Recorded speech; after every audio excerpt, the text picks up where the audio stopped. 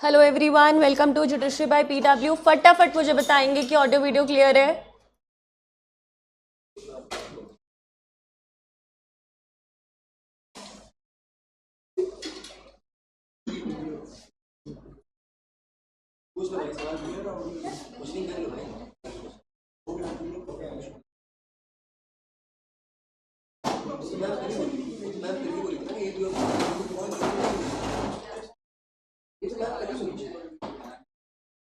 क्या हुआ?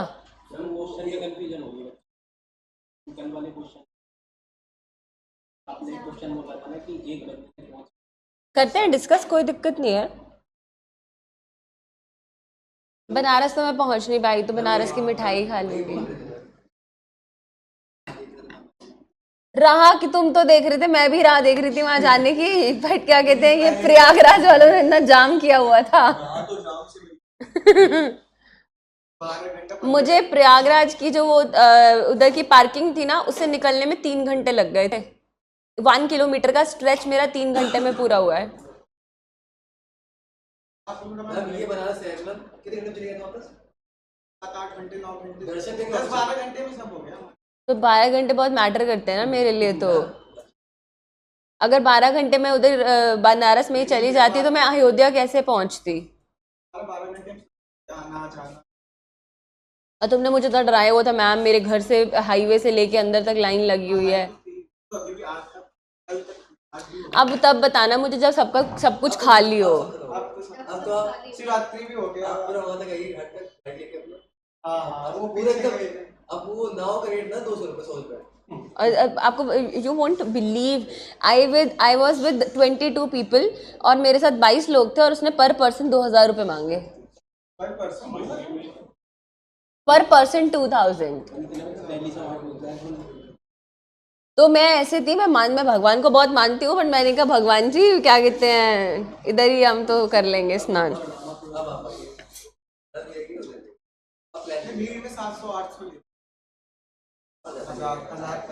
यार वो समझ में आता है, विंध्या ने नेगोशिएट किया, उसके बाद भी वो कितने पे आया था? 1600 पे नेगोशिएट करने के बाद। भाई मैं मना नहीं कर रही पैसा देने के लिए, पर भाई बोट वाले को मैं 2000 रुपये तो नहीं दे सकती हूँ। हाँ, it is not worth it. चलो, नहीं बनारस तो मुझे डेफिनेटली आना ही आना है, बट अब तब आना है जब बिल्कुल खाली हो।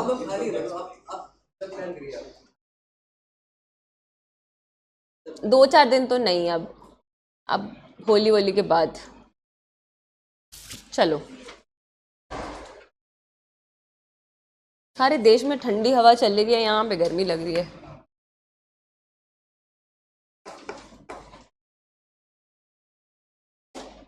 हाँ जी, कुछ पता चला कि आज कुछ वैकेंसी आई है? कौन कौन दे रहा है? फाइनल ईयर में कौन कौन है? विंध्या पेपर भरो, राजस्थान का।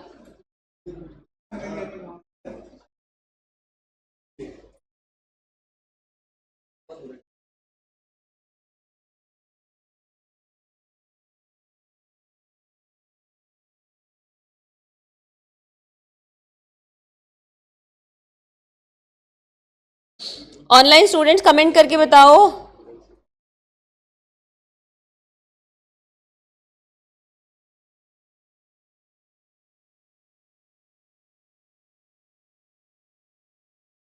अच्छा देखो, आज ना क्लास शुरू करने से पहले जो है कुछ बातें करते हैं, सिंपल सिंपल।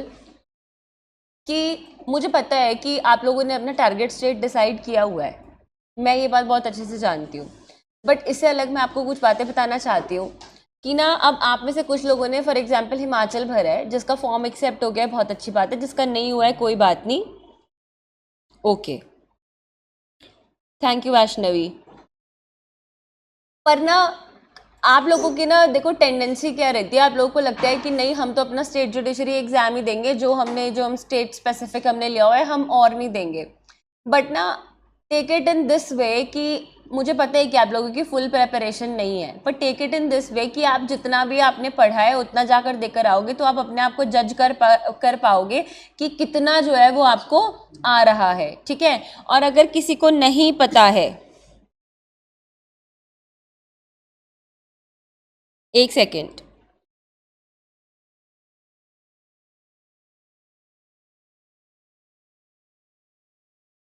और अगर किसी को नहीं पता है तो मैं आपको ये चीज़ बता देती हूँ कि राजस्थान एक ऐसा स्टेट है जहाँ पर अगर आप फाइनल सेमेस्टर में हो तो आप जो है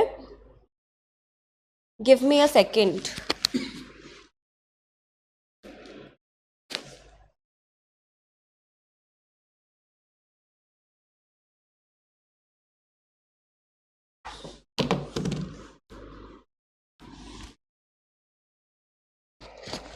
अगर आप राजस्थान का एग्ज़ाम देना चाहते हो तो आप अगर फाइनल सेमेस्टर में हो तो आप एग्ज़ाम दे सकते हो, ठीक है। और ये सबसे अच्छा एक टाइम है जब आप एग्ज़ाम में अपीयर हो सकते हो और अपने आप को ट्राई कर सकते हो कि कितना आपको आ रहा है और कितना नहीं आ रहा। अब अगर मैं राजस्थान के सिलेबस के बारे में आपको थोड़ा सा बताऊं, क्योंकि मैं आपको क्यों बता रही हूँ, क्योंकि Rajasthan is one such state जहाँ का एग्ज़ाम निकालना बहुत, मैं ये तो नहीं कहूँगी ईजी है, बट इट्स नाइस अगर आप निकाल सको। 44 वैकेंसीज आई हैं जिसमें से और ना अब अगर आपको 44 वैकेंसी कम लग रही हैं तो ये आपकी मूर्खता है, क्योंकि यूजुअली इतनी वैकेंसीज नहीं आती हैं, जिसमें से 17 आर फॉर जनरल कैटेगरी और फिर अलग अलग उनको कैटेगरीज में डिवाइड किया हुआ है। अपने हिसाब से आप अपनी कैटेगरी देख लेना। मैं आपको बता रही हूँ कि सबसे एडवांटेज क्या है राजस्थान के एग्जाम के लिए कि उसमें प्रीलिम्स में नेगेटिव मार्किंग नहीं है। राजस्थान के प्रीलिम्स में नेगेटिव मार्किंग नहीं है और ये सबसे अच्छा पॉइंट है। 100 क्वेश्चन आपको मिलते हैं और उन 100 क्वेश्चंस में से जो है, Vaishnavi if you are listening, आप मुझसे मिलेंगी आकर मंडे या ट्यूसडे को, आप वैष्णवी मुझसे आकर मिलेंगी। Specifically I will make schedule for you because you have already written Rajasthan mains. तो अब जो है आपको क्या करना है कि वहाँ पे 100 नंबर का क्वेश्चन पेपर आता है प्रीलिम्स का, जिसमें से ना बहुत सॉर्टेड है, बहुत सॉर्टेड है। 15 नंबर इंग्लिश, 15 नंबर हिंदी, कितने हो गया 30 नंबर, बाकी कितने रह गए 70। आपने क्या करना है ना, 70 जो है वो लॉ का है और उसके बाद 30 जो है उसमें से 15 और 15 इंग्लिश और हिंदी है। देखो हिंदी की अगर आपने आज तक कोई बुक नहीं खरीदी है राजस्थान के लिए, कुछ नहीं जा रहा, राजस्थान के लिए हिंदी की ये बुक खरीद लो। राजस्थान के लिए हिंदी की एक बुक आती है सोलंकी की। जब आप हरिओम बुक डिपो पे जाओगे या किसी बुक डिपो पे जाओगे तो आपको राजस्थान स्पेसिफिक सोलंकी की बुक मिल जाएगी। आप इसकी हिंदी की किताब खरीद लो, उसमें हिंदी का सिलेबस दिया हुआ है, उपसर्ग, प्रत्यय एंड एवरीथिंग, ठीक है। आप जो है उसको वहाँ से पढ़ना शुरू करो। देखो बच्चे, मैं अपना टाइम आज इसलिए आप पे इन्वेस्ट कर रही हूँ क्योंकि मेरे को ये लगता है कि अगर आप सिंसियरली, मई या जून में पेपर होगा राजस्थान का, सिंसियरली पढ़ोगे अपने लेवल पर भी तो राजस्थान का प्रीलिम्स निकालना आप लोगों के लिए मुश्किल नहीं होने वाला है, बिल्कुल मुश्किल नहीं होने वाला है। और मैं आपको बता देती हूँ कि क्यों आपके लिए मुश्किल नहीं होने वाला है। कॉन्स्टी आपका हो गया है, ठीक है, हिंदू मुस्लिम आपका हो गया है, टीपीए आपका हो गया है, सोगा आपका हो गया है, पार्टनरशिप आपका हो गया है, उसके बाद जो है बीएसए आपका तब तक हो जाएगा, बीएनएस आपका हो जाएगा, उसके इमीडिएट बाद शायद आपका बीएनएसएस या कुछ जो भी शुरू होगा मुझे नहीं पता, बट आपके 8 सब्जेक्ट मोटा मोटी तो कवर हो चुके हैं। और 8 से अलग जो माइनर सब्जेक्ट्स होंगे उनका यूट्यूब पे पीडब्ल्यू निकालता ही है क्लियर करने के लिए, तो आप उसको देख सकते हो। तो 8 सब्जेक्ट तो मोटा मोटी आपके हो गए और जब तक जून तक पेपर आएगा तो मैं एक्सपेक्ट करी हूँ कि आपके 12 सब्जेक्ट हो जाएंगे। आई एम एक्सपेक्टिंग कि आपके 12 सब्जेक्ट हो जाएंगे। मुझे बताओ विंध्या, 12 सब्जेक्ट क्या कम होते हैं? 12 सब्जेक्ट कम नहीं होते। और अपार्ट फ्रॉम दैट, उससे अलग जो सब्जेक्ट आपके नहीं हुए हैं उसके लिए मैं आपको बुक बताऊंगी, आप एमसीक्यू मार्क करना। आप अगर बिल्कुल रॉ हो, आपने कभी नहीं पढ़ा तो भी कोई दिक्कत नहीं है, मैं आपको बताऊंगी, आप मानसी के पास जाना, मानसी आपका जो है वो बना कर देगी कि आपको कब कैसे क्या करना है। बट देखो अब ना खी खत्म कर कर इट्स हाई टाइम कि आप जो है ना, आपको सीरियस होना पड़ेगा। आपको सीरियस होना पड़ेगा और आपको ये सोचना पड़ेगा कि बिना क्या कहते हैं कि मेरे को एग्जाम निकालना ही निकालना है। मैं आप सबको पहले ही इस बात के लिए सूचित कर देना चाहती हूँ कि राजस्थान अब ना, जब मैं पहले पढ़ाती थी कहीं और तो ना मैं हमेशा इस बात को कहती थी 2023 एक ऐसा साल था जहाँ अपना हर महीने पेपर थे। 2023 एक ऐसा साल था जब हर महीने पेपर थे। फिर 2024 में पॉज आ गया। 2025 एक ऐसा साल है हर महीने पेपर होंगे, हर महीने पेपर होंगे। आपका प्रीलिम्स है किसी स्टेट का, फिर किसी स्टेट का मेंस है। मैं आपको पहले बता देती हूँ, देखो आपके सामने ना टारगेट क्या है। राजस्थान आ रहा है 2, उससे पहले हिमाचल आ रहा है, कोई नहीं, जिसका रिजेक्ट हो गया है कोई बात नहीं, पर जिसका है वो 2। उसके बाद बिहार आएगा, छत्तीसगढ़ तो चल ही रहा है, नोटिफाई हो ही गया है, गुजरात का भी नोटिफाई हुआ है। अब मैं आपको पहले बता देती हूँ 2 चीजें जो लाइंड अप हैं, जो 100% आने वाली हैं, वो है यूपी और दिस दिल्ली। आपको पता है दिल्ली के इंटरव्यू चल रहे हैं, दिल्ली के इंटरव्यू चल रहे हैं, और दिल्ली के इंटरव्यू होने के बाद 3-4-5 महीने में वो नोटिफाई कर देंगे। तो अब आपको ना अपने आप सोचना है कि आपको अपना टाइम खराब करना है या आपको पढ़ना है। राजस्थान आपके लिए एक बहुत बड़ा एज होने वाला है। और मैं आपको एक चीज बता देती हूँ, अपने दिमाग से ना आप ये बातें निकाल देना कि मैम हम तो अभी तैयारी कर रहे हैं, हमसे पहले भी लोग कर रहे हैं, ट्रेंड पूरा बदल चुका है। अब वो लोग उन स्टूडेंट्स को ले रहे हैं जो बिल्कुल यंग हैं। अब वो पुराने 1990 वाले बर्थ को या 1995 वाले बर्थ वालों को नहीं ले रहे हैं, वो यंगस्टर्स को दे रहे हैं। आप कोई भी रिजल्ट उठा के देख लो, कोई भी रिजल्ट उठा के देख लो, वो उन्हीं को ले रहे हैं अगर उनका स्कोर अच्छा है तो अब आपको सीरियस हो जाना है। हिंदी के लिए सोलंकी की बुक खरीद लो, रोज 2 घंटा आपको हिंदी में इन्वेस्ट करना है। जिस दिन हिंदी का सिलेबस हो जाए फिर इंग्लिश में इन्वेस्ट करना है,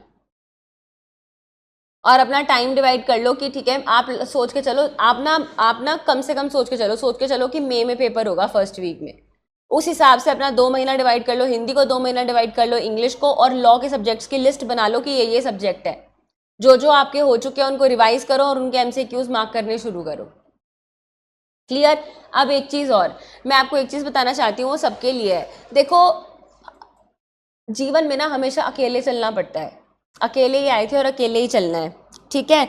तो अब ना आपको मेरी क्या बात समझनी है, आपको मेरी सिर्फ इतनी बात समझनी है कि अगर आप लोगों को ऐसा कोई लग रहा है कि वो सीरियसली उस एग्जाम की प्रिपरेशन कर रहा है, तो मेक अ ग्रुप। और इसका मतलब ये नहीं होता कि आप ग्रुप का कोई डिसएडवांटेज है। ग्रुप का एडवांटेज ये है कि अगर आपको लग रहा है ये आपका कॉम्पिटिटर है, तो आप दोनों को एक हो जाएगा कि इसने इतना कवर कर लिया है तो मैं इतना कवर कर लूँ।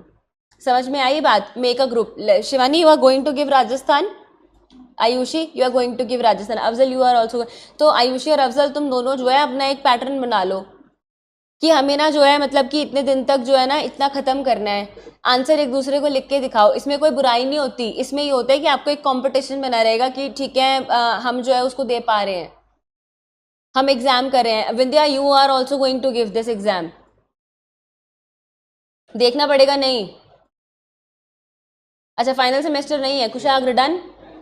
फाइनल सेमेस्टर तो हमें 4th सेम में ही हो? अच्छा,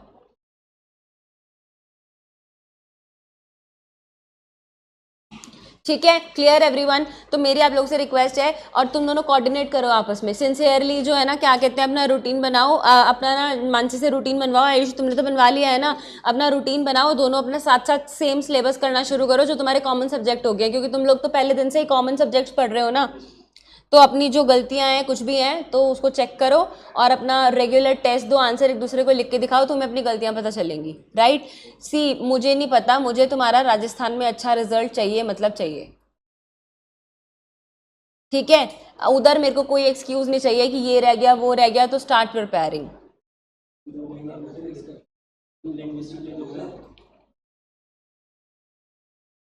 अब उधर तुम भी एलिजिबल हो, तो फिर तुम क्यों नहीं हाथ उठा रहे हो? चुपचाप तैयारी करनी है फिर।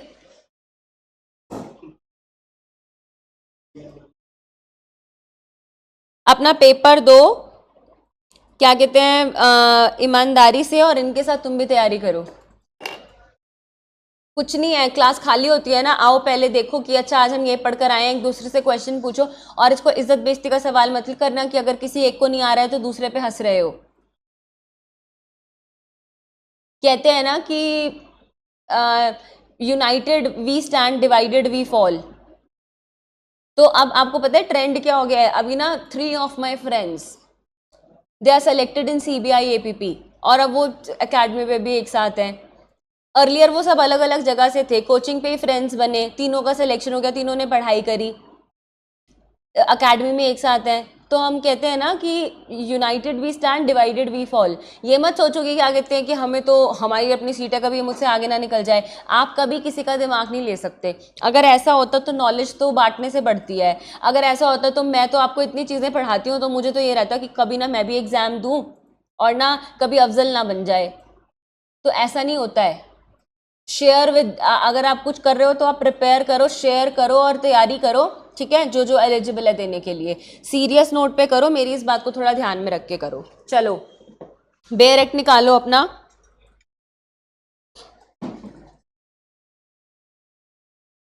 अभिषेक अभी तो आप एलिजिबल नहीं हुए हैं ना?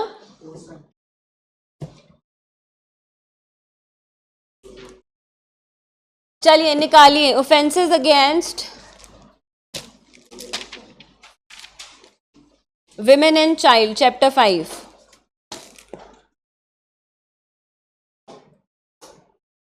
ओहो ये मक्खी,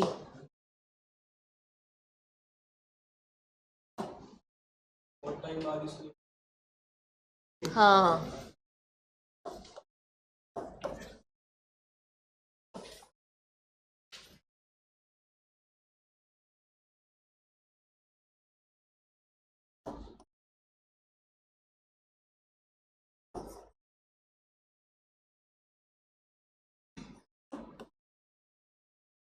चलिए सेक्शन निकालिए और उसे पहले पढ़िए आप। 60,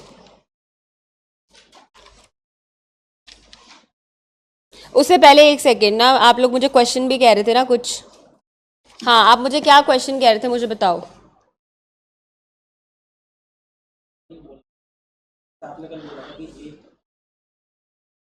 को बी और सी कॉन्स्पिरेसी करता है। बी और सी जो है, एक उसमें चाइल्ड है और एक उसमें अनसाउंड माइंड। तो वहाँ पर बी और सी पर एक का ट्रायल चले तो होगा, मैंने तो डिक्टेशन भी दी थी। उस पर ये मैंने भी 2 और मोर पर्सन का इंजजमेंट होना चाहिए। ये बोल रहे हैं कि वो 7 साल से कम का है और वो अनसाउंड। मैंने आपको डिक्टेशन भी तो दी थी कल।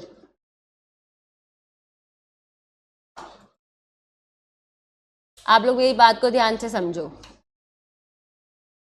मैंने कल आपको क्या बताया, मैंने आपको कहा ए ने बी और सी के साथ मिलके कॉन्स्पायर किया। खाली अगर अब ना देखो, आपको सिर्फ एक सिंपल सी बात समझनी है। ए ने बी और सी के साथ मिलके कॉन्स्पायर किया या ए ने बी के साथ मिलके कॉन्स्पायर किया। हमारी कंडीशन क्या है कि हमें 2 लोग चाहिए या 2 से ज़्यादा लोग चाहिए, ठीक है। अब अगर ए ने, मैं ए की कॉमन एग्जाम्पल रख रही हूँ, ए ने बी और सी के साथ मिलके कॉन्स्पायर किया, पर क्या हुआ कि ए को तो अरेस्ट कर लिया गया, बी और सी भाग गए। सबसे पहला क्वेश्चन है कि क्या ए को अकेले ट्राई किया जा सकता है क्रिमिनल कॉन्स्पिरेसी के लिए? तो हम कह रहे हैं बिल्कुल किया जा सकता है, चाहे वो भाग भी गए कोई फर्क नहीं पड़ता। जरूरी ये है कि आप प्रूव कर पा रहे हो कि अग्रीमेंट हुआ था। दूसरी सिचुएशन ये है कि ए ने बी और सी के साथ मिलकर कंस्पायर किया, बात प्रूव हो गई कि दोनों के बीच में अग्रीमेंट था, पर बी और सी की डेथ हो गई, तो भी ए को जो है वो क्रिमिनल कॉन्स्पिरेसी के लिए ट्राई किया जाएगा क्योंकि अग्रीमेंट तो हुआ था। हम कह रहे हैं ए ने बी और सी के साथ मिलकर कॉन्स्पायर किया पर अग्रीमेंट प्रूव नहीं हुआ और मैरिट्स पे बी और सी को एक्विट कर दिया गया, तो क्या अब ए को ट्राई किया जा सकता है? कैसे विपिन? एक्विटल ही हो गया ना, एक्विटल ही हो गया है। तो जब एक्विटल ही हो गया है, तो जब वो प्रूव ही नहीं हो पाया कि अग्रीमेंट था, तो फिर तो एक्विटल हो गया, फिर क्रिमिनल कॉन्स्पिरेसी नहीं हो सकता। अब हम कह रहे हैं कि आ तो रही हूं, अब ए ने बी और सी के साथ मिलके कॉन्स्पायर किया। बी जो है वो माइनर है, सी जो है वो अनसाउंड माइंड है। उन्होंने अग्रीमेंट किया कि ऐसे ऐसे ऑफेंस करना है। तो अब जो है मैं आपको एक सिचुएशन देती हूँ और वो सिचुएशन ये है, ए ने यहां पर बी और सी, या लेट सपोज कि ए ने कहा डी के साथ मिलकर कि हमें एक्स को किल करना है। सिचुएशन को समझना, हमें एक्स को किल करना है, ठीक है। पर अब एक्स को किल करने के लिए हमें जो है वो चक्कू मंगवाना है। तो हमने कहा छोटे बच्चे को कि जाओ तुम चक्कू ला कर दो। तो यहां पर बी जो कि चाइल्ड है उसने हमें नाइफ लाकर दिया, नाइफ लाकर देने में मदद करी। हमने कहा जाओ तुम किचन से उठा लाओ। अब हमने एक सी जो कि अनसाउंड है उसको कहा कि बेटा, या बेटा नहीं, आप ना गेट के बाहर खड़े हो जाओ, कोई आए तो बताना, क्योंकि हम अंदर मर्डर करने के लिए जा रहे हैं। वो तो अनसाउंड माइंड का, उसको थोड़ा ना पता है, बट वो आपकी हेल्प तो कर ही रहा है ना। और यहां पर हमने एक्स को किल कर दिया। मुझे एक बात बताओ कि अब यहां पर टेक्निकली देखा जाए तो कॉन्स्पायर किस किसने किया? कल मैंने यही समझाया था, जनरल एंड पर्टिकुलर कॉन्स्पिरेसी, कि लोग बीच बीच में भी ज्वाइन करेंगे, आपको हर चीज रिवील करने की जरूरत नहीं है, सबकी लाइबिलिटी होगी। तो इररिस्पेक्टिव ऑफ दिस फैक्ट, यहाँ पर अगर डी ना भी होता, खाली बी और सी भी होता, आप इन दोनों को तो लाइबल नहीं बना सकते, बट कहीं ना कहीं कॉन्स्पिरेसी तो हुई है। नो मैटर वॉट की चाइल्ड है कि इनसेन है। मुझे एक बात बताओ, सेम कॉन्सेप्ट पे आ जाओ, जब कभी भी कोई पर्सन अनसाउंड पर्सन को या माइनर को अबेट करता है और वो एक्ट कमिट कर देता है, तो क्या अबेटर लाइबल नहीं होता? तो कॉन्स्पिरेसी के लिए यहाँ पर ए लाइबल क्यों नहीं होगा? वो है तो बी और सी, बी और सी में बोली कर रही है, ए को बोल रही। सुनो मेरी बात विंध्या, ए ने बी के साथ जो कि चाइल्ड है कॉन्स्पायर किया कि हम एक्स को किल करेंगे। उसने कहा मैं एक्स को किल करूंगा और तुम बाहर खड़े होके देखना। माइनर को तो कुछ नहीं पता ना, पर उसने उसके साथ मिलके क्या किया? कंस्पायर किया। अब एक्स के लीगल एयर्स ने कोर्ट में प्रूव किया कि देखो ए और बी के बीच में अग्रीमेंट था। यहाँ पर एनफोर्सिएबल बाय लॉ थोड़ी ना है। एग्रीमेंट एनफोर्सिएबल बाय लॉ तब माना जाता है जब लीगल होता है, ये तो इलीगल है, तो हमें इससे कोई मतलब नहीं है। ए और बी ने कॉन्स्पायर किया। अब बट ऑब्वियस सी बात है कि ये तो इम्यून है ना, ये तो इम्यून है। पर कोर्ट में जब जाएंगे, कोर्ट में वो जाके कहेंगे कि जज साहब ए और बी के बीच में कॉन्स्पिरेसी थी। नो मैटर व्हाट की बी जो है वो चाइल्ड है, बट कॉन्स्पायर तो आपने किया ना। और ये तो हमेशा इम्यून ही रहेगा, सजा तो किसको मिलेगी? बस, साफ सीधी सी बात है। बताओ कोई डाउट है? इसका मतलब आप लोग डिक्टेशन नहीं पढ़ते। कल मैंने आपको डिक्टेट भी करवाया था। बिल्कुल। चलो अब आप आ जाओ 63 पे। Come to 63। 63 को रीड करो।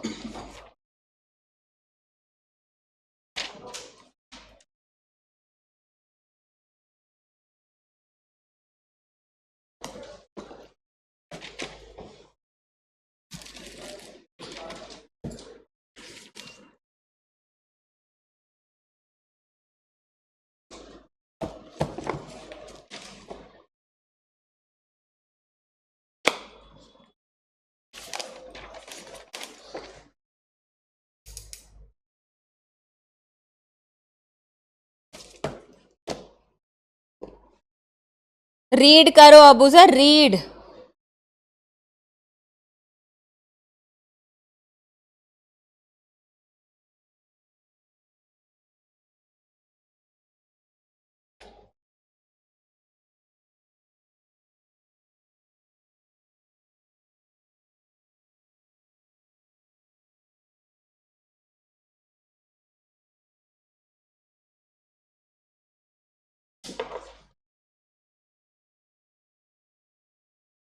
बहुत डिटेल में हमें इसे पढ़ना है क्योंकि मेंस में अक्सर इस पे सवाल आता है।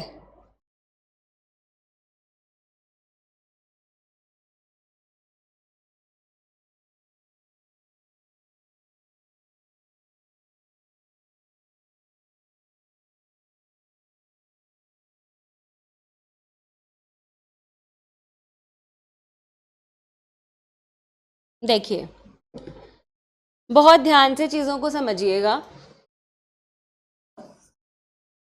सेक्शन 63 बात करता है रेप की।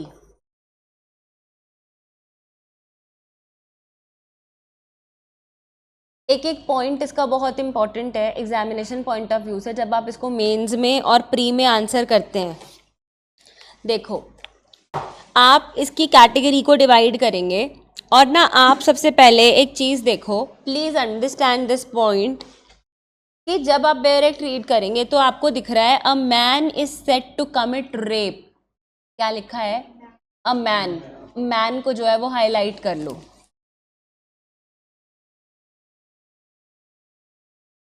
और सबसे पहले यहां पर लिखो नो मेंस रिया। रेप के केस में there will be no mens रिया।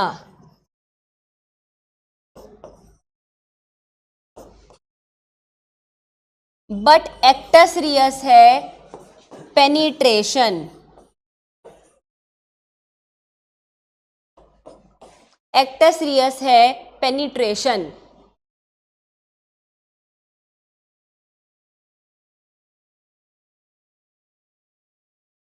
और यहां पे लिख लो accused will always be men. Accused हमेशा मेन होगा।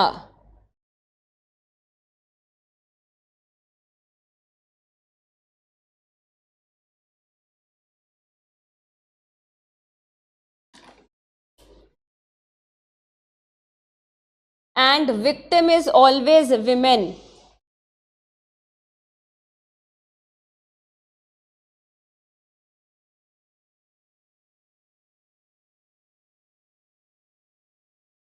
Victim is always women.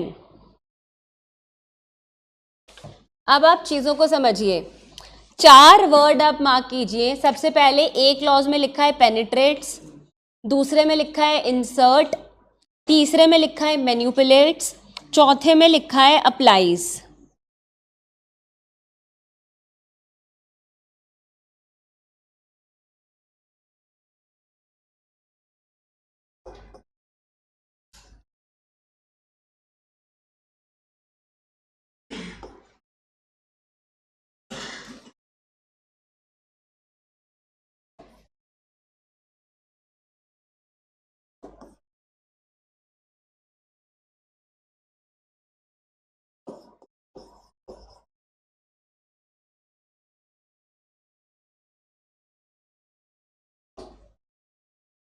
अब आप ध्यान से पढ़िए,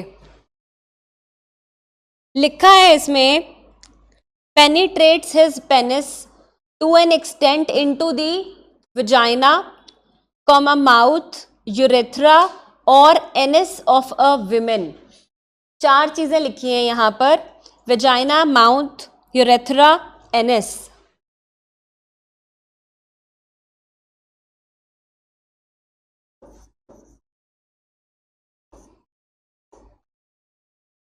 मेंस में इसको करने के लिए बहुत इंपॉर्टेंट है,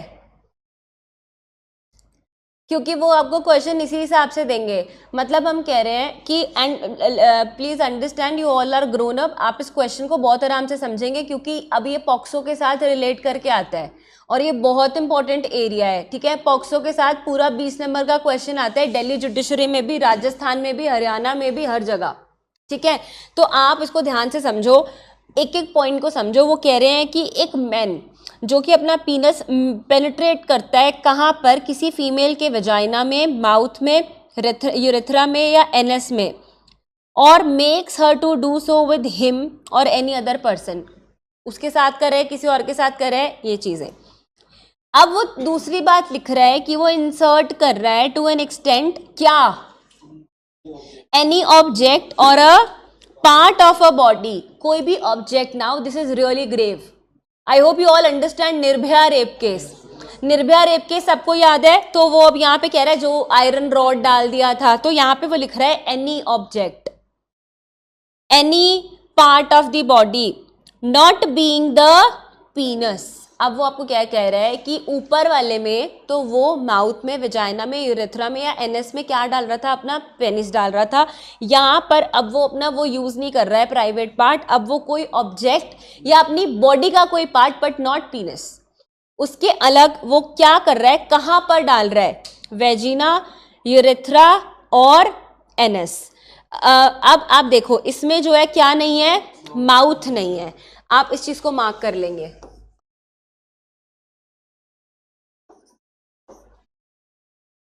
यहां पर माउथ नहीं है। एक एक पॉइंट इसका एग्जाम पॉइंट ऑफ व्यू से जरूरी है।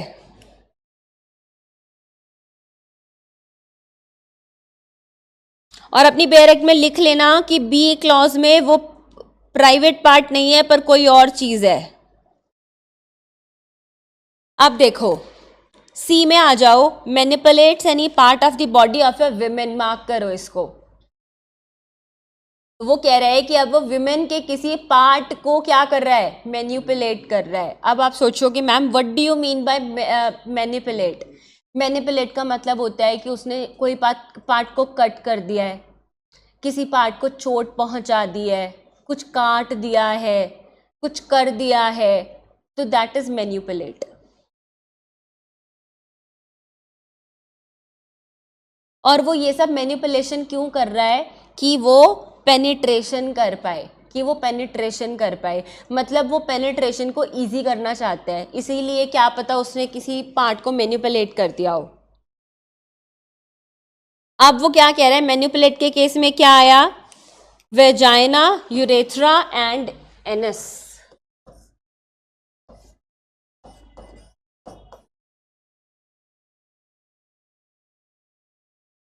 अब देखो आगे आओ, applies his mouth to vagina, anus, urethra of a woman or makes her to do so with him any other person। अब वो क्या कर रहा है, अपने माउथ को उसके वजाइना, एनस या यूरेथ्रा में अप्लाई कर रहा है, या उसको ऐसा करने कह रहा है।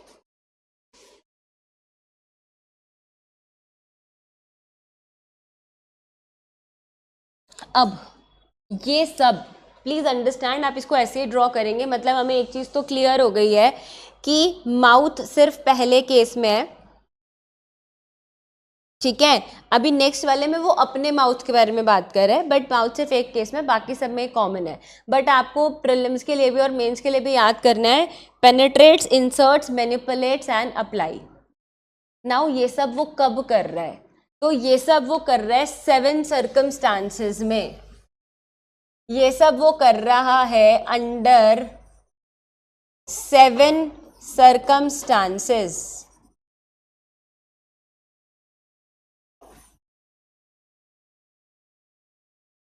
Under 7 circumstances.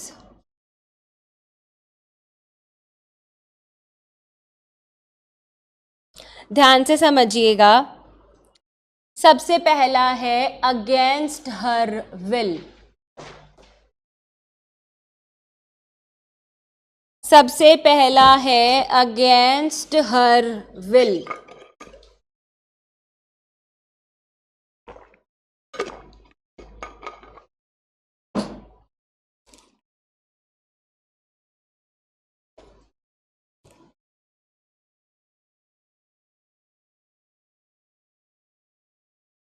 अब सबसे पहले आप एक बात को समझ लीजिए यहाँ पे साथ साथ, क्योंकि मैं इस टॉपिक को बहुत डिटेल में आपको इसलिए कराने वाली हूँ क्योंकि वो मेंस में अब हमेशा आता है और पॉक्सो के साथ तो इस पर अनगिनत क्वेश्चन आने लगे हैं।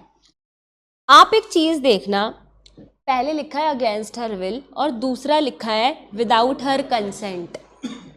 अब ना हमें लगता है कि अगेंस्ट हर विल और विदाउट हर कंसेंट सेम बातें हैं, ठीक है। अगेंस्ट हर विल का मतलब है उसकी इच्छा के against, she does not want you to penetrate, उसकी इच्छा के against, against her will. Without her consent है, उसकी सहमति के बिना। दो चीजों में फर्क समझना। अगेंस्ट हर विल का मतलब है कि उसकी इच्छा नहीं है तो तुम मत करो। विदाउट हर कंसेंट का मतलब है कि उसकी इच्छा तो ऊपर है ही नहीं, पर उसकी सहमति भी नहीं है। कभी कभी क्या होता है कि आपकी इच्छा नहीं होती पर आपके ऊपर थ्रेट होता है, तो आपको क्या देना पड़ता है? कंसेंट देना पड़ता है। तो अगेंस्ट हर विल का मतलब है कि उसकी इच्छा भी नहीं है, और विदाउट हर कंसेंट का मतलब है उसकी सहमति भी नहीं है।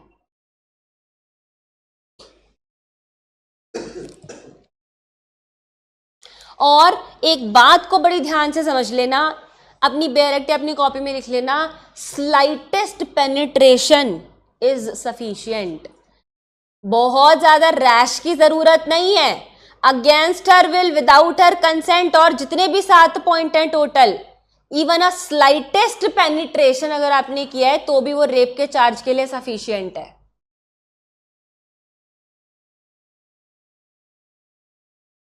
और इसके साथ साथ लिख लो any act of penetration. Penetration का कोई भी एक्ट आपने किया हो तो वो पनिशेबल है।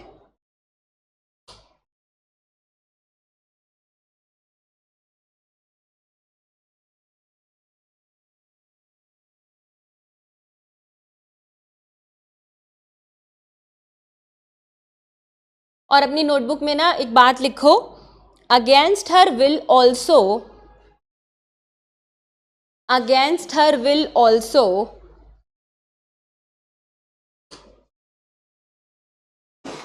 would have fallen, against her will also would have fallen under without her consent.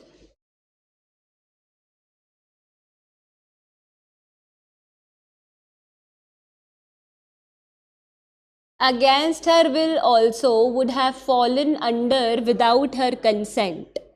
Please write down, against her will is a situation, against her will is a situation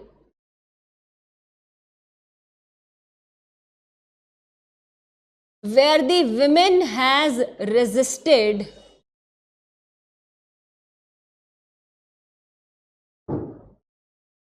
against her will is a situation where the woman has resisted the sexual intercourse, where the woman has resisted the sexual intercourse, and despite her manifest resistance, despite her manifest resistance,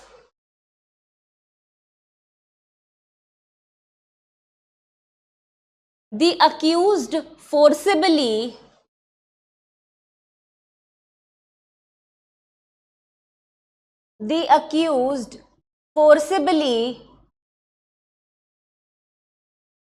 had sexual intercourse with her.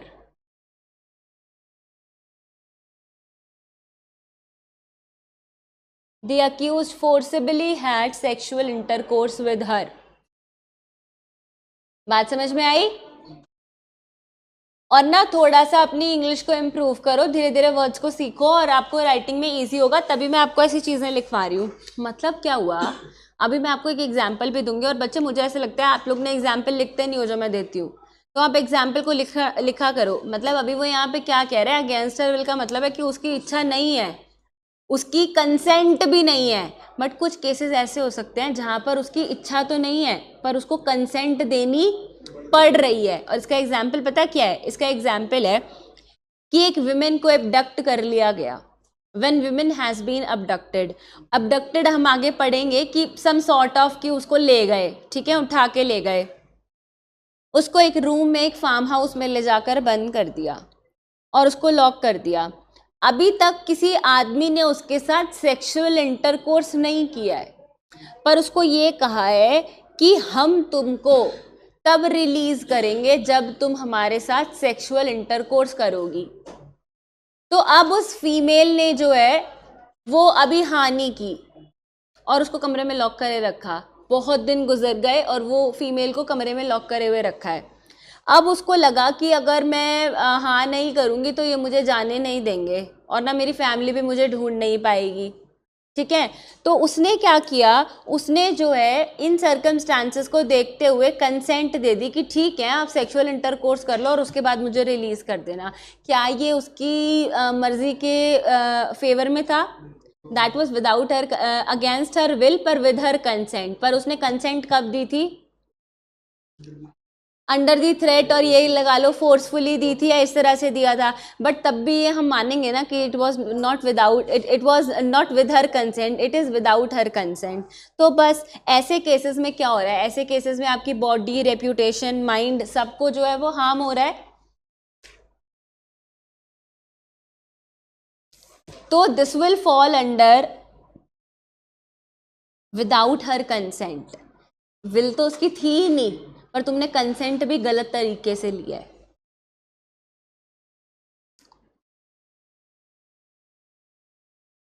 अब बहुत बुरा हाल है समाज का। Next example उससे ही related है। आजकल लोग ना मेट्रोपॉलिटन सिटीज़ में आ तो जाते हैं जहाँ पर लेट नाइट पार्टीज़ होती हैं और सब कुछ होता है।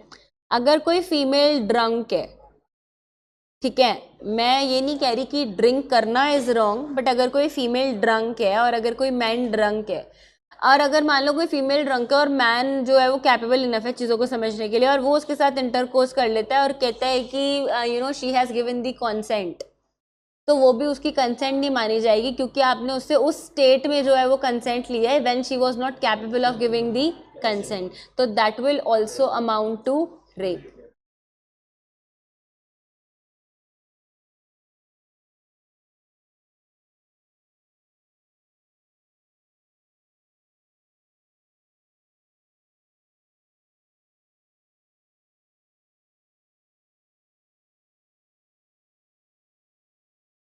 अब आ जाओ नेक्स्ट पॉइंट पे। बताओ, आपको पहले दो पॉइंट क्लियर हो गए? अब आओ सी पॉइंट पे। With her consent, when her consent has been obtained by putting her or any person in whom she is interested। Mark करो प्रीलिम्स के लिए। हमने कहा कि अब आपने जो रेप किया है ना वो आपने उसकी कंसेंट से किया है, पर अब वो आपने उसकी कंसेंट से किया है, पर आपने कंसेंट कब लिया है? आपने उसको सबसे पहली बात तो जो है फियर में रखा, और आपने उसको कुछ इस तरह से फियर में रखा कि जिसमें वो इंटरेस्टेड है। लेट सपोज उसके father, mother, brother, husband, sister, कि आप क्या कर देंगे, चाहे तो उसको या जिसमें भी वो इंटरेस्टेड है। इंटरेस्टेड दोस्त में भी हो सकती है कि वो अपनी फ्रेंड के लिए उसने हाँ कर दी हो, कि आप उन्हें डेथ या हर्ट कॉज कर देंगे, तब आपने जो है वो कंसेंट दी है। क्लियर? आ जाओ फोर्थ पॉइंट पे।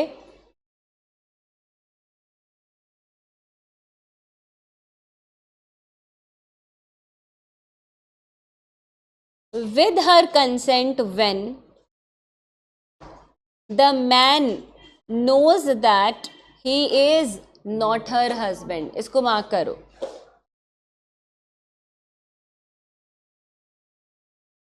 and that her consent is given because she believes को मार्क करो that he is another man to whom she is or believes her to be lawfully married। believes her to be lawfully married। देखो क्या कह रहा है वो। आपने एक फीमेल की कंसेंट ली और आपने कंसेंट लेके उसके साथ इंटरकोर्स किया, पर ये सिचुएशन क्या है कि आप उसके हस्बैंड नहीं है, क्योंकि ये ऑफेंस तो मैन ही कमिट कर रहा है, आप उसके हस्बैंड नहीं है, बट कहीं ना कहीं आपने उसको विश्वास दिलाया कि आप उसके हस्बैंड हैं, ठीक है। और अभी आप इसको जो है ना उससे कंपेयर नहीं करेंगे 493 से, अभी आप इसको 493 से कंपेयर नहीं करेंगे, अभी हमें वो एक अलग कहानी है, ठीक है। 493 आईपीसी वो एक अलग कहानी है। और मेरे को आईपीसी से याद आया कि राजस्थान में नए लॉज भी आ रहे हैं और पुराने लॉज भी आ रहे हैं, ठीक है, ये इन्होंने एक अलग मजाक कर दिया है। तभी तो मैं कह रही हूँ कि अब तो आपको पुराना भी पढ़ना है, नया भी पढ़ना है।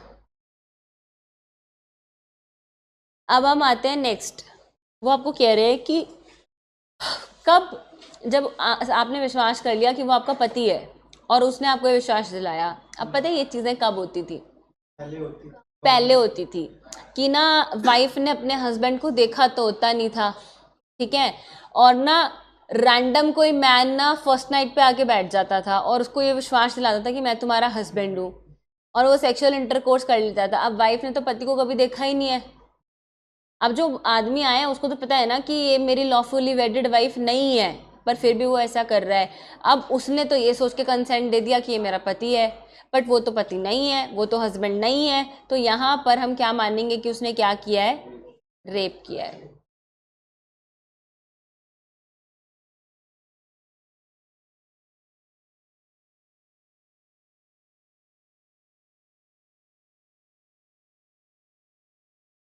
आगे आ जाओ। With her consent when at the time of giving such consent by reason of unsoundness of mind or intoxication or the administration by him personally or through another of any stupefying or wholesome substance, she is unable to understand the nature and consequence of what she is giving her consent. Minor की बात तो नहीं हो रही है, unsound person तो is not minor. कोई person unsound है, कोई इंटॉक्सिकेटेड है, या किसी ने उसको कोई ड्रग या कुछ और एडमिनिस्टर कर दिया है। सबसे पहले तो आप एक मतलब लिखो, स्ट्यूपिफाइंग का मतलब लिखो, स्ट्यूपिफाइंग का मतलब लिखो।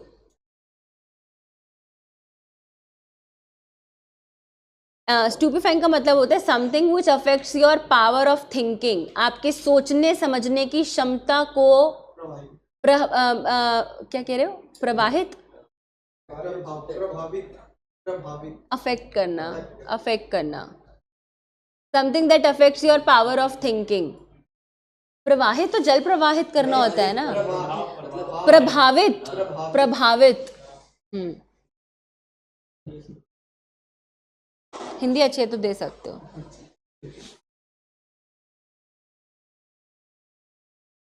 Something which affect your power of thinking, आपकी सोचने समझने की क्षमता को, ठीक है ना, मतलब कि अफेक्ट करना, कि उसने कुछ आपको ऐसा ड्रग दे दिया है, या आप अनसाउंड है, या कुछ कुछ भी ऐसा दे दिया। आजकल तो कितनी चीज़ें आ रखी हैं, आजकल तो लोगों को फ्लेवर्ड हुक्के से ही नशे हो जाते हैं। तो सो कॉल्ड मिथ, फ्लेवर्ड, लोगों को लगता है कि हमको फ्लेवर्ड हुक्के से ही क्या कहते हैं, हमारा सर घूम गया है। यू डोंट नो फ्लेवर्ड हुक्का? ओ गॉड आयुषी, कोई बात नहीं, चलो अच्छी बात है, कुछ नहीं रखा है इन सब चीज़ों में, चलो। तो लोगों को जो है आजकल तो क्योंकि इतने केसेस आने लगे हैं आजकल, तो लोगों को फ्लेवर्ड हुक्के से नशे हो जाते हैं। लोग कहते हैं कि फ्लेवर्ड हुक्के से हमारा सर घूम रहा है, पता नहीं क्यों। तो फिर उनको लगता है कि we are not in our senses and you know, वो वही कि आसमां ऊपर ज़मीन नीचे, ऐसा लगता है। तो बट सबका डिफर करता है, ठीक है। तो क्या हो गया? स्टेटस लगाया था अफजल ने।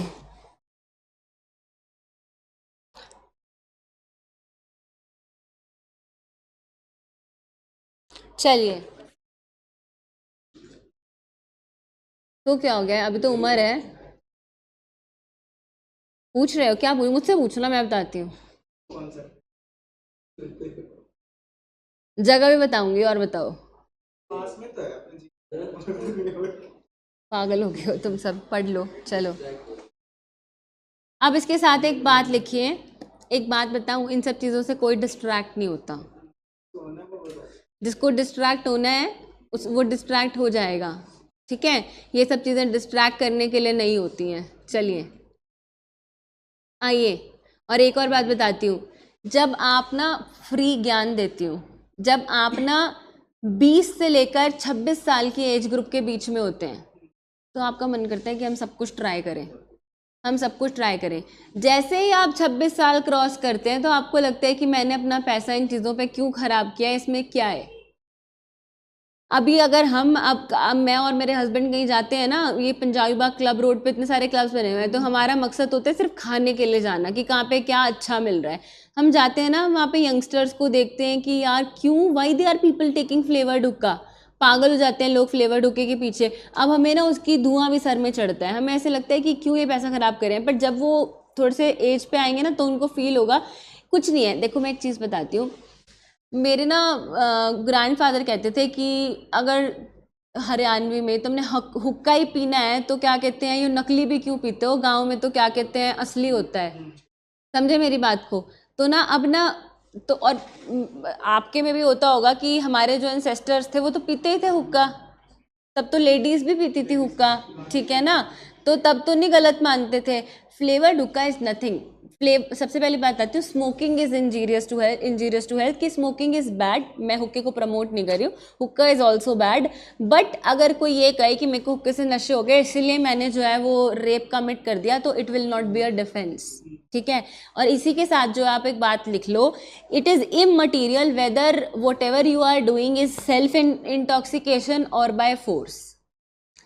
यहाँ पर ये चीज इमटेरियल है कि आप कोई चीज कर रहे हो, इट इज इमटेरियल। इमटेरियल का मतलब होता है विपिन की फर्क नहीं पड़ता है। It is immaterial whether self intoxication is there और you are doing something by force.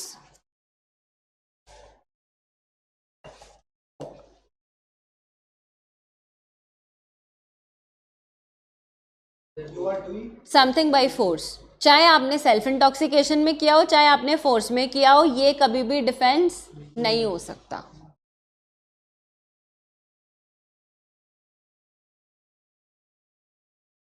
चलिए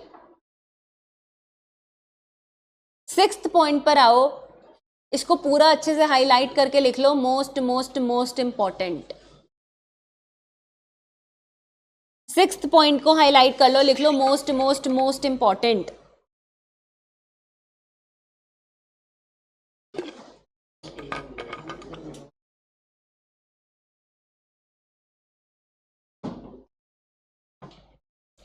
with or without her consent when she is under 18 years of age। और ये 18 years को मार्क कर लो। आईपीसी में 2013 से पहले ये 16 साल था, फिर आईपीसी में 2013 में अमेंडमेंट आया तो इसे 18 साल कर दिया गया। एक बात यहाँ पे लिख लो, अगर कोई फीमेल जो कि 18 साल से कम है, चाहे उसने कंसेंट दियो चाहे नहीं दियो फर्क नहीं पड़ता, अगर आपने उसके साथ किया है तो वो रेप माना जाएगा।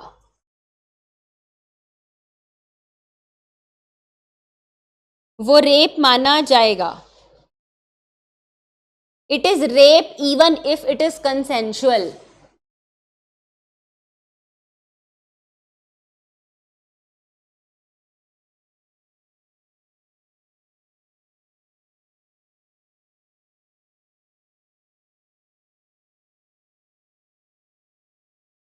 It is rape even if it is consensual.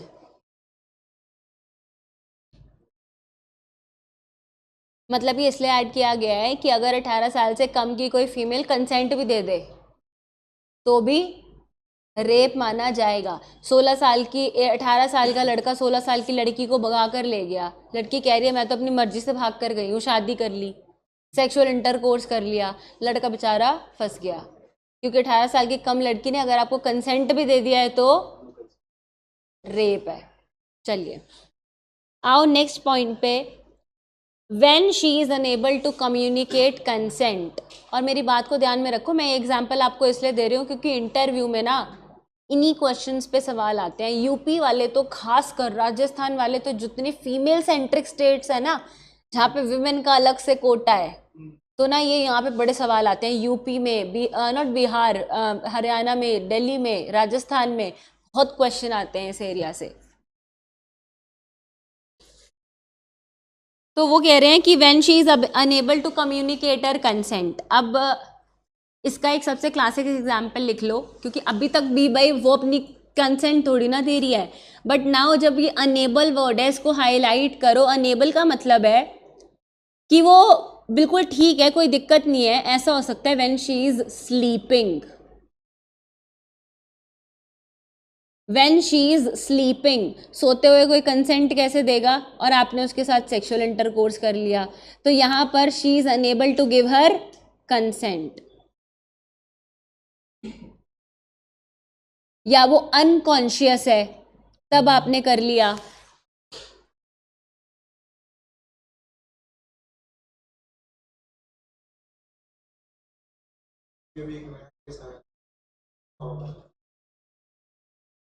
तो सबसे ज्यादा पॉसिबल इसको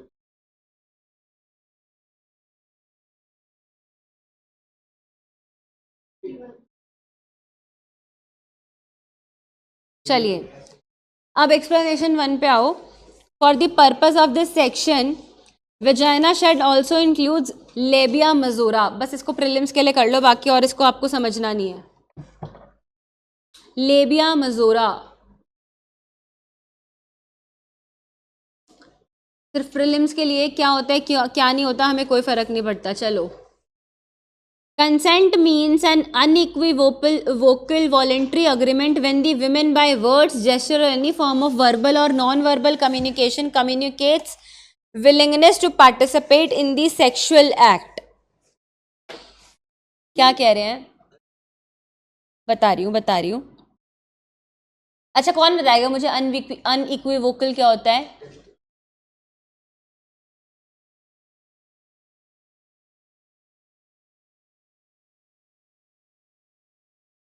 वैष्णवी, अनइक्विवोकल क्या होता है बताओ मुझे। वोकल का मतलब क्या होता है, और अनइक्विवोकल मतलब? चलिए, consent means an unequivocal voluntary agreement when women by words, gesture or any form of verbal or non-verbal communication communicates willingness to participate in the specific sexual act।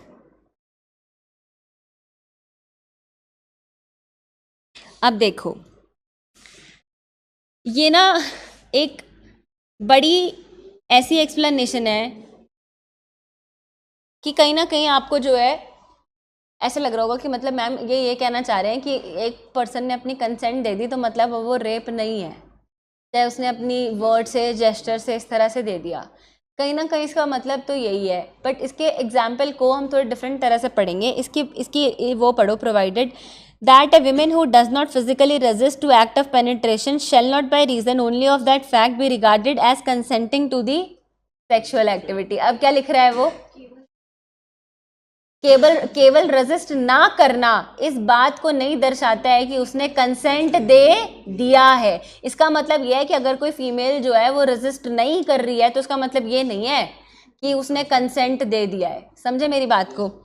अब ना ये जो चीज़ है ना, ये जो चीज़ थोड़ी सी मेन के अगेंस्ट है, ठीक है, कि मुझे कहना नहीं चाहिए, मतलब एक फीमेल जो है वो इंटरकोर्स भी कर ले, रेजिस्ट भी ना करे और बाद में क्या कर दे, रेप के चार्ज भी लगा दे, तो कहीं ना कहीं दिस इज बायस्ड वन। जब आपने किया तब तो हम क्या समझें कि आपने रेजिस्ट नहीं किया तो आपकी कंसेंट है, और बाद में आप बोल रहे हो कि आपने किया। यूजुअली अक्सर क्या होता है, जब girlfriend and boyfriend in a relationship करती तो वो अपने कंसेंट से ही है, बाद में जब खुन्नस आ जाती है तो क्या कर देती है, रेप का चार्ज लगा देती है।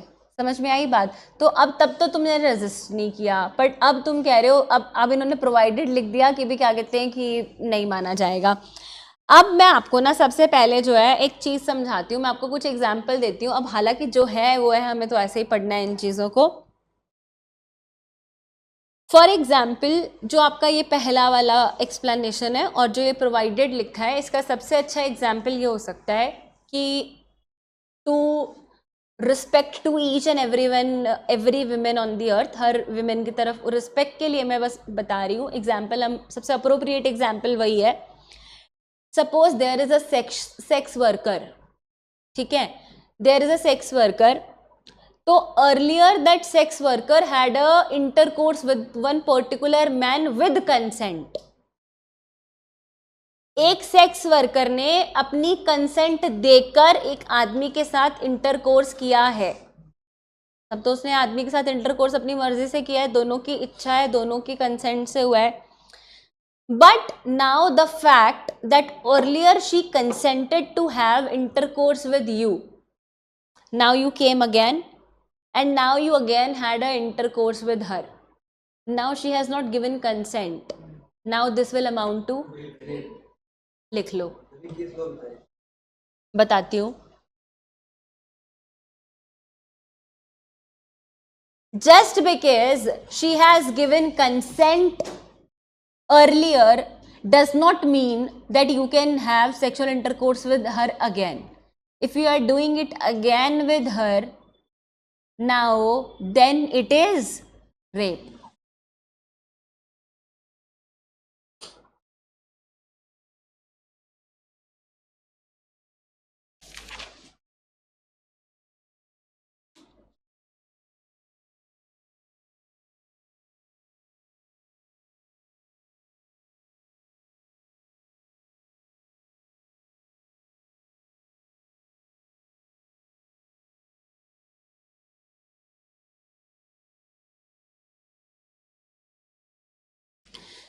और अब मैं आपको एक चीज़ और बताती हूँ, हालांकि एग्जाम्पल इधर देना गलत है, बट स्टिल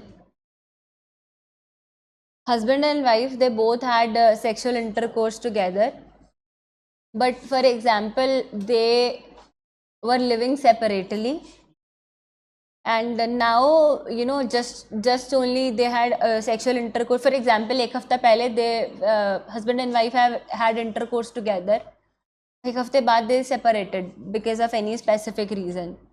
कुछ टाइम वो सेपरेट रहे, हस्बैंड उससे मिला तो हस्बैंड ने जो है उसके साथ इंटरकोर्स करना चाहा, and for example she does not resist, उसने जो है वो रेजिस्ट नहीं किया, बट अगर अब वो कह दे कि it was against my will without my consent, तो now he will be liable for, because they were separated. और अब आपको लगेगा कि ma'am what is this, it happens, ये आज घर घर की कहानी है, हस्बैंड वाइफ अलग हो जाते हैं, फिर वो मिलते हैं, फिर वाइफ कहती है कि इसने तो मेरे साथ रेप कर दिया है, ठीक है ना। तो this is a very weird story, but कहीं ना कहीं हम इस चीज़ को मानते हैं, ठीक है। बट मैं कभी भी जो है समीर, अभी मैं एक्सप्लेनेशन 2 जो है वो डिक्टेट भी कराऊंगी। और देखो मैं आपको एक चीज़ बताती हूँ, अभी आप मुझे सिर्फ 2 मिनट का वक्त दो, चीज़ों को समझो, ठीक है। और ना मैं कभी भी रेप के केसेस में ना हस्बैंड वाइफ का एग्जांपल यूजुअली लेती नहीं हूँ, क्योंकि हस्बैंड वाइफ के एग्जांपल में आगे बच्चे फंस जाते हैं। तो आप हस्बैंड वाइफ के एग्जांपल ना लें, आप एक सिंपल सी बात समझें कि वो आपको कह रहे हैं नीचे, provided that a women who does not physically resist the act of penetration shall not by only reason of that fact regarded consenting to the sexual activity. और ऊपर कह रहा है कि कंसेंट का मतलब क्या होता है। एक्सप्लेनेशन 2 आपको कंसेंट का मतलब बता रहा है कि कोई कंसेंट आपने अपने जेस्टर प्रिपरेशन बोल के ना बोल के कैसे भी दी हो, पर अगर आप विलिंगली जो है उस सेक्सुअल एक्टिविटी में पार्टिसिपेट कर रहे हैं तो हम मान लेंगे कि आपने कंसेंट दे दी है, ठीक है। समझ में आ गई बात। वो आपको कंसेंट को डिफाइन कर रहे हैं, पर इसका मतलब ये नहीं है कि हम कह रहे हैं कि ये एक्ट हो गया है। वो बस आपको ये बता रहा है, एक्सप्लेनेशन आपको कुछ नहीं बता रहा है। एक्सप्लेनेशन आपको बता रहा है वेजाइना का मतलब लेबिया मजोरा, और कंसेंट का मतलब होता है जो आपने अपने जेस्चर प्रिपरेशन बोल के ना बोल के सेक्सुअल एक्टिविटी करके दे दी, तो वो कंसेंट है। समझ में आ गई बात। और अब आप इसको सिर्फ इस चीज़ से कंपेयर करो कि आप रूम में बंद थे, हमने पढ़ा ना, आप रूम में बंद थे, आपको रूम में बंद कर दिया, आपकी इच्छा नहीं थी, बट अब आपको वहाँ से निकलना था, तो आपको क्या कहना पड़ा, वो रेप करने, वो सेक्सुअल इंटरकोर्स करने के लिए आया, आपको पता था कि ये आपको रिलीज नहीं होने देंगे, आप कुछ नहीं बोले, आपने उन्हें रेप करने दिया, तो क्या इसका मतलब आपकी कंसेंट हो गई। बस इतनी सी बात कह रहा है एक्सप्लेनेशन 2।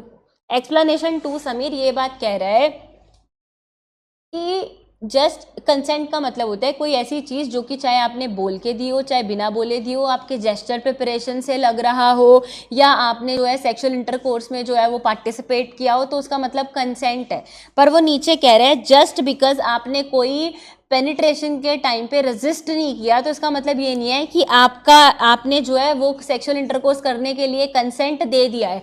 सबसे अच्छा एग्जाम्पल है कि आप इसके 2 एग्जाम्पल लेके चलना है। इसका सबसे अच्छा एग्जाम्पल तो ये है कि आपको किडनैप करके ले गए, उन्होंने कहा कि हम तुम्हें तब रिलीज करेंगे जब तुम हमें सेक्सुअल इंटरकोर्स करने दोगी, उसने नहीं की, उसने हाँ नहीं भरा, 15-20 दिन निकल गए, उसको लगा कि ये तो मुझे तभी निकलने देंगे जब मैं सेक्सुअल इंटरकोर्स करूंगी। तो अब वो एक दिन सेक्सुअल इंटरकोर्स करने के लिए आया और वो फीमेल कुछ नहीं बोली, ना उसने फिजिकली रेजिस्ट किया। तो जस्ट बिकॉज उसने फिजिकली रेजिस्ट नहीं किया तो इसका मतलब क्या उसने कंसेंट दे दी? नहीं, वो तो इसलिए कुछ नहीं बोली क्योंकि उसको क्या था कि मुझे बाहर निकलने दें। सिमिलरली मैं आपको इसका एक एग्जाम्पल जो मैंने आपको दिया, मैं उसका एक बहुत अच्छा एग्जाम्पल देती हूँ कि आप लोग बच्चे तो हो नहीं, आप सबको पता है कि दिल्ली में, गुड़गांव में इतनी सारी जगह है जहाँ पे सेक्स वर्कर्स खड़े हुए होते हैं, ठीक है, और वो पैसे लेकर जो है वो आपको सर्विसेज देते हैं।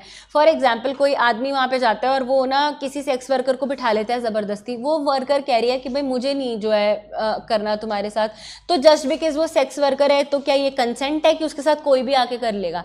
उसकी भी तो राइट टू लाइफ और पर्सनल लिबर्टी है, उसका मन करेगा तो वो करेगी, आपके साथ नहीं मन करेगा तो नहीं करेगी। पर जस्ट बिकॉज वो सेक्स वर्कर है इसीलिए आप उसके साथ कर रहे हो तो क्या हम उसकी कंसेंट मान लें? बस इतनी सी बात है, और कुछ नहीं कह रहा वो आपको। बताओ समीर, एक्सप्लेनेशन 1 पे, एक्सेप्शन 1 पे आ जाओ।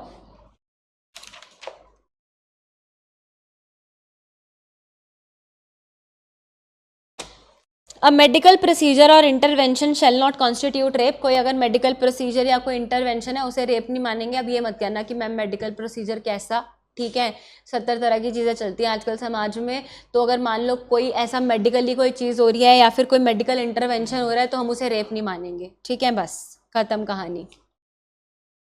अब आओ एक चीज़ और, आजकल जो कोर्ट की टेंडेंसी चल रही है, आजकल कोर्ट की टेंडेंसी ये चल रही है कि अगर विमेन ने डिनाई कर दिया नो मीन्स नो, और कोर्ट हमेशा उसी के फेवर में होती है, टिल्टेड, चाहे आप कुछ ही प्रूव कर लो, ठीक है। चलो next, sexual intercourse or sexual acts by a man with his own wife. सबसे पहले तो इसको मार्क करो प्रीलिम्स के लिए, बहुत इंपॉर्टेंट है, very very very important from the prelims perspective.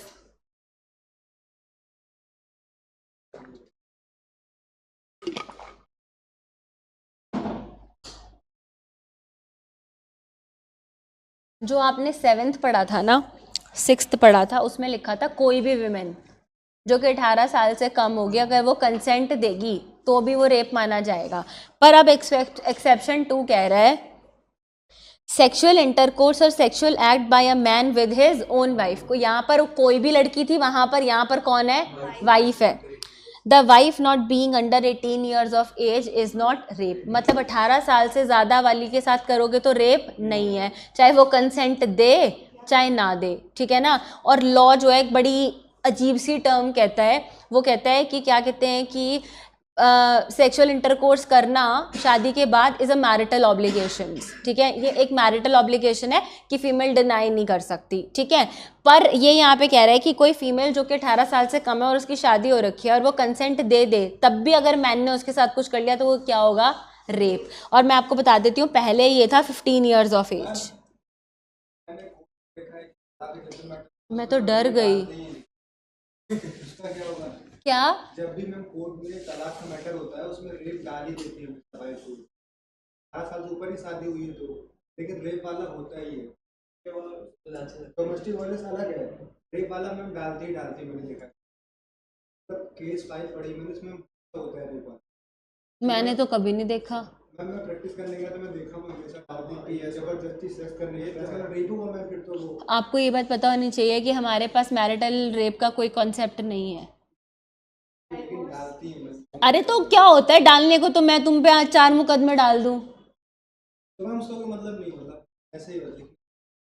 मैं मतलब पूछ रहा हूँ, मैंने भी एक चीज देखा ना। एक सेकंड, मैं तुम्हारे क्वेश्चन का आंसर करती हूँ। वो रेप तब डाल सकती है जब वो अपने हस्बैंड के साथ ना रह रही हो और वो उसके साथ जबरदस्ती जाके करे। वो तब रेप डाल सकती है कि हम लोग जो है वो ये दिखा रही है कि मैं 3 महीने से, 1 महीने से, 15 दिन से सेपरेटली रह रही हूँ, 6 महीने से सेपरेटली रह रही हूँ, ये मेरे घर पर आया, इसने मेरे से फोर्स करा, तब वो डाल सकती है। बट आप साथ रह रहे हो और वैसे भी साथ रहते रहते कौन डिवोर्स लेता है, इसीलिए वो रेप डाल देती है। बताओ।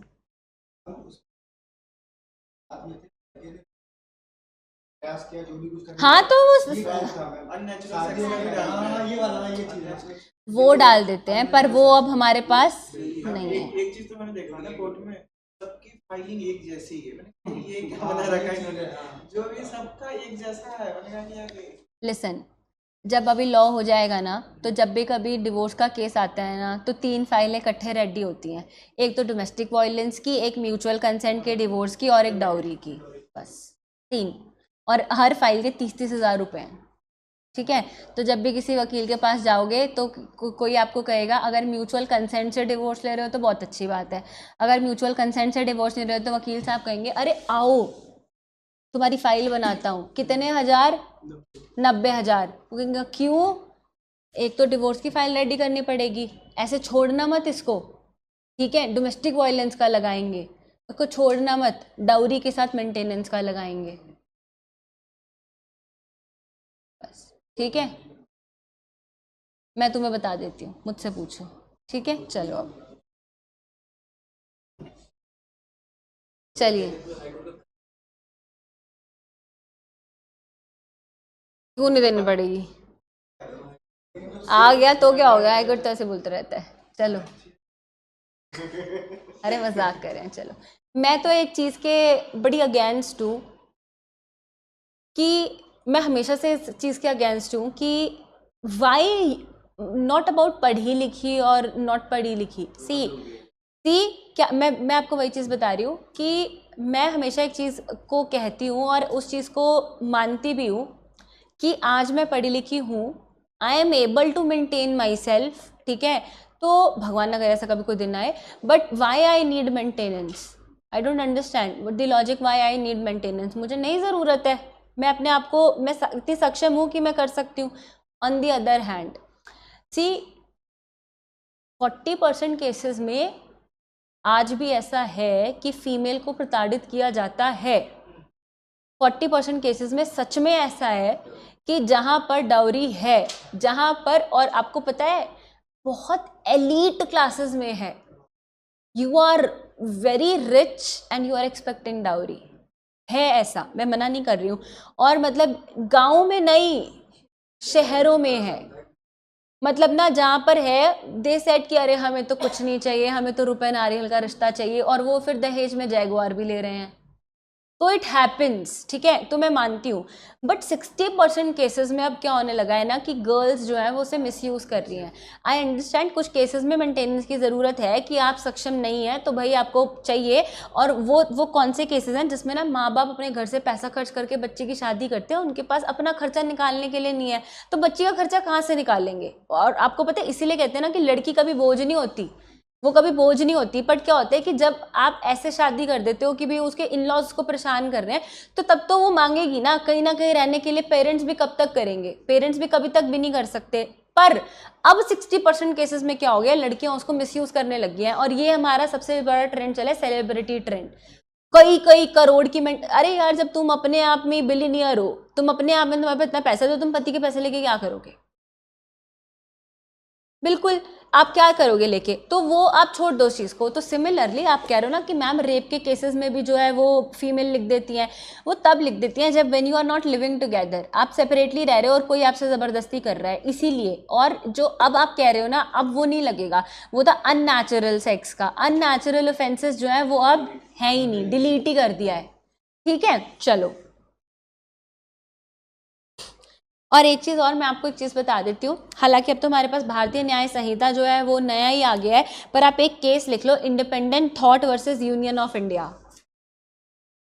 Independent thought versus union of India.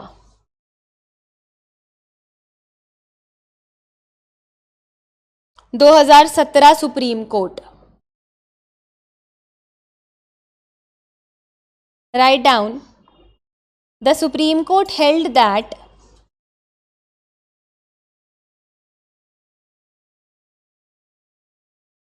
For the purpose of marital rape,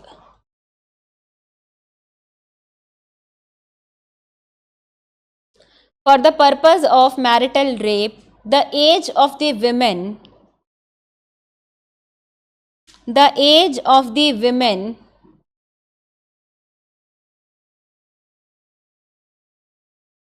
should be less than 18 years.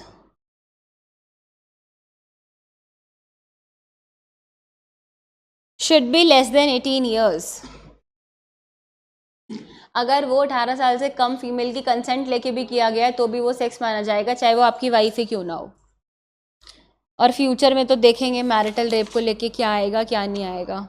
अच्छा, पर अब मैं ना आपको आंसर राइटिंग के लिए एक चीज़ बता देती हूँ, चाहे लड़का हो चाहे लड़की हो, आपको ना पेपर में लिख कर आना है कि now the trend has changed. और अब जो है वो ट्रेंड चेंज हो गया है, जिससे कि हम ट्रेंड के साथ बात करते हैं इंडिविजुअल ऑटोनॉमी की। Now the trend have changed, और जब भी कभी रेप पे क्वेश्चन आएगा विद रिस्पेक्ट टू दिस 18 साल वाला कॉन्सेप्ट या और कोई, तो आप बताएंगे कि now the trend have changed because now it is the concept of individual autonomy, that now women has sexual autonomy. Now women have right of sexual autonomy, that she have a right to choose, she have a right to choice that with whom she wants to do sexual intercourse. अब उसके पास choice है, वो चाहे तो करे, वो चाहे तो नहीं करे। जोसेफ शाइन याद आया? तो जोसेफ शाइन को यहाँ पे लिख देना that now she has a right to freedom of choice with whom she wants to have sexual intercourse. तो जोसेफ शाइन को कोट कर देना। अनदर एक और कोट कर देना, के.एस. पुत्ता स्वामी की judgement, that now she has individual autonomy.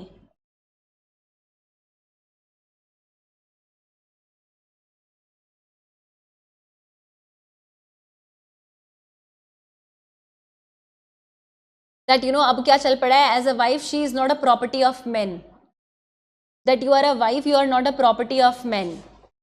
अब समाज बदल रहा है ना, देश बदल रहा है, आगे बढ़ रहा है। That as wife is not the property of a man. ये कुछ चीजें हैं जो आप आंसर राइटिंग में यूज करेंगे, एसे राइटिंग में, आंसर राइटिंग में।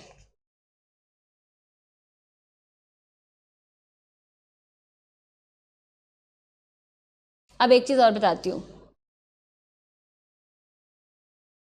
आप मुझसे ये नहीं पूछोगे कि मैम सेक्सुअल ऑटोनॉमी का मतलब क्या होता है। अब यहाँ पर ये बात लिखनी तो थोड़ी गलत हो जाएगी ना। इंडिविजुअल ऑटोनॉमी तो हमें समझ में आती है कि आपकी इच्छा नहीं है, आपकी इच्छा के विरुद्ध कोई आपके साथ कुछ नहीं कर सकता। के.एस. पुत्ता स्वामी हमें समझ में आता है। फ्रीडम ऑफ चॉइस भी हमें समझ में आता है कि आपकी इच्छा नहीं है, आप जिससे मर्जी चाहो शादी करो, आपकी इच्छा नहीं है आप मत करो। बट सेक्सुअल ऑटोनॉमी हमें समझ में नहीं आ रहा। सेक्सुअल ऑटोनॉमी का मतलब है कि आपका कोई सेक्सुअल पार्टनर है आउटसाइड द मैरिज, आपका कोई सेक्सुअल पार्टनर है outside the marriage, that is sexual autonomy.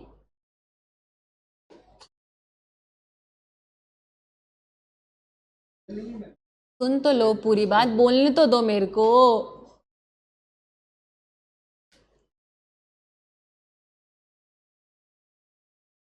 बहुत है ना कि मतलब क्यों फीमेल को कैसे सेक्सुअल ऑटोनॉमी है, वो चीज़ ही मेरे को बस जानने का मैं बता रही हूँ, जानो अब। If you can not make the man liable, sorry, if you can not make the wife liable, कुछ याद आया किस बारे में बात कर रही हूँ? Very good.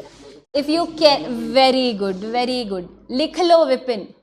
If you can, अरे हाँ मैं तो वैसे बता रही हूँ। नहीं, अरे नहीं भाई नहीं, मैं तो ऐसे बोल देती हूँ कि लिख लो बेविंद्या, तुम लिखो। चलो, if you can not make wife liable, then how can you make the men liable? आई ना बात समझ? If you cannot make wife liable, then how can you make the men liable? Husband नहीं लिख रही हूं, मेन लिख रही हूं, men liable. So both are not liable. So both are not liable, and that is why adultery is unconstitutional. That is why adultery is unconstitutional. Interview में पूछेंगे तो जवाब दे सकते हो? Yes, ma'am. अब मैं आपको बताती हूँ विपिन, आपके दिमाग में इतने सारे क्वेश्चन इसलिए आ रहे हैं क्योंकि आपको अडल्ट्री का कॉन्सेप्ट नहीं पता. आपको अडल्ट्री पता है क्या होता है? 497 था, उसको छोड़ दो. कॉन्सेप्ट क्या था?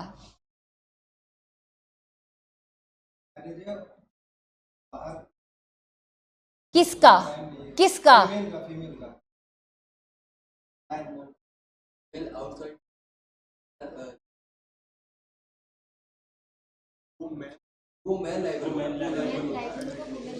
अडल्ट्री का कॉन्सेप्ट क्या था? अडल्ट्री का कॉन्सेप्ट ये था कि एक हस्बैंड वाइफ है, एक हस्बैंड वाइफ है, ठीक है, समझ में आ गई बात. एक फीमेल ने अपने पति को छोड़कर अदर देन दी हस्बैंड क्या किया? सेक्सुअल इंटरकोर्स किया. तो वहां पर वो फीमेल को कुछ नहीं हो रहा था, जिस मेन के साथ किया था उसको लाइबल बनाया जा रहा था. हम कह रहे हैं कि आप सेक्सुअल ऑटोनॉमी की बात करते थे कि सेक्सुअल ऑटोनॉमी का मतलब है कि हमारे पास चॉइस है, तो उस चॉइस में फीमेल ने किसी के साथ किया, ठीक है, तो उस केस में भी आपने फीमेल को कभी लाइबल नहीं किया. आपने किसको लाइबल किया? मेन को लाइबल किया. तो आप फीमेल को लाइबल नहीं कर रहे, आप मेन को लाइबल कर रहे हो. तो what is this sexual autonomy? तो ये तो जो है बायसनेस हो गया. तो इसी कारण से हमने क्या कर दिया? उसको हटा दिया. हमने कहा हमें तुम्हारी जरूरत नहीं है, तुम कॉन्सेप्ट ही गलत हो. गलती तो किसकी है? मैं कह रही हूं कि वाइफ की गलती है, ठीक है, और तभी मैंने यहाँ पे लिखवाया है कि वन वाइफ, हम वाइफ को पनिश नहीं कर सकते, तो हम जिस आदमी के साथ उसने किया है उसको भी पनिश नहीं कर सकते. And this is the only reason कि हमने अडल्ट्री को अनकॉन्स्टिट्यूशनल कर दिया है. और तभी हम यहाँ पर कह रहे हैं कि हम इंडिविजुअल ऑटोनॉमी को तो मानते हैं कि आज मैं और लेट्स सपोज ए और बी हस्बैंड एंड वाइफ है, तो वाइफ का मन नहीं है तो हस्बैंड उसको फोर्स ना करे. प्लीज अंडरस्टैंड, मेरी इंडिविजुअल ऑटोनॉमी है. I want to do, if I don't want to do, I am not a property of a man. पर उससे अलग क्या बात है, 18 साल से कम की हूं और कंसेंट दे रही हूं, हस्बैंड कर रहा है तो रेप है. 18 साल की हूं, मैरिड हूं, 18 साल से ज्यादा की हूं, हस्बैंड कर रहा है, रेप नहीं है. पर अगर अलग अलग रह रहे हैं तो रेप है. समझ में आ गई बात? सपोज कि डेजर्ट करके चला गया और फिर वापस आ गया, तो ये नहीं कि तुम्हारा जब मन करा तुम आ गए और तुमने कर लिया. Female is not a property of main. बस ये बात समझो. Clear everyone? चलिए, तो अब जो है आज के लिए इतना काफ़ी है. कल जो है हम इसकी पनिशमेंट्स वगैरह सब कुछ करेंगे. मैं आपको एक चीज़ बता देती हूँ, आपको मेरी एक चीज़ को बहुत ध्यान में रखना है कि इसकी जो 7 की 7 सर्कमस्टांसेस हैं उस पे प्रीलिम्स में क्वेश्चन आता है, एक्सेप्शन से क्वेश्चन आता है, एक्सप्लेनेशन से क्वेश्चन आता है. वो आपको दे देते हैं कि वजाइना इंक्लूड्स, तो ये लेबिया मजोरा जो कुछ भी है ये आपको पता होना चाहिए. इसमें से ना मेंस में बहुत सारे क्वेश्चन आते हैं, आपको वो एरिया याद करना है कि पेनिट्रेट्स कब किया, इंसर्ट क्या किया, मैनिपुलेट क्या किया, अप्लाई कहाँ कहाँ किया.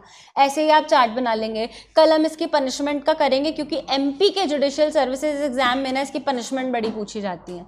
तो कल हम वो सारा ध्यान से पढ़, कल तो नहीं, कल तो छुट्टी है, मंडे, ठीक है, तो मंडे हम इसको पढ़ेंगे ध्यान से. बट मेरी आप लोगों से रिक्वेस्ट है कि ये जितने भी प्रोविजंस है ना आप इसको अच्छे से पढ़ेंगे. देखो ये टाइम कंज्यूमिंग है, पर अब ये सारे के सारे एग्जामिनेशन पॉइंट ऑफ व्यू से बहुत ज़रूरी हैं. तो आप ये सारे सेक्शन पढ़ के आएंगे. मुझे लगता है कि मंडे को हम इतना ही कंप्लीट कर पाएंगे ये रेप वाला, फिर हम शुरू करेंगे क्रिमिनल फोर्स एंड असॉल्ट. ठीक है, तो हम इसको पढ़ेंगे. अभी तो ना, हालांकि मैं आपको एक चीज़ बताती हूँ, अभी तो ये ख़त्म भी नहीं हुआ. मुझे आपको ना 3 केस लॉ कराने हैं. एक तो निपुण सक्सेना का, प्रिया पटेल का और state of Punjab versus Gurmeet Singh का. और इससे अलग मुझे आपको ना अपनी कॉपी में लिख लेना, एविडेंस एक्ट का पढ़कर आना, double 114A, Indian evidence act का 114A पढ़कर आना, जो बात करता है presumption as to absence of consent in certain prosecution for rape. अब वो क्या हो गया है हम जिक्र करेंगे, पर आप 114A पढ़कर आएंगे जिसमें कोर्ट शैल प्रिज्यूम करता है. आंसर राइटिंग के लिए बेहद ज़रूरी है, ठीक है। तो अब हम इसे करेंगे, आप अपनी बेयर एक्ट स्टडी मटेरियल सब जगह से इसे पढ़कर आएंगे। Take care everyone, will meet on Monday.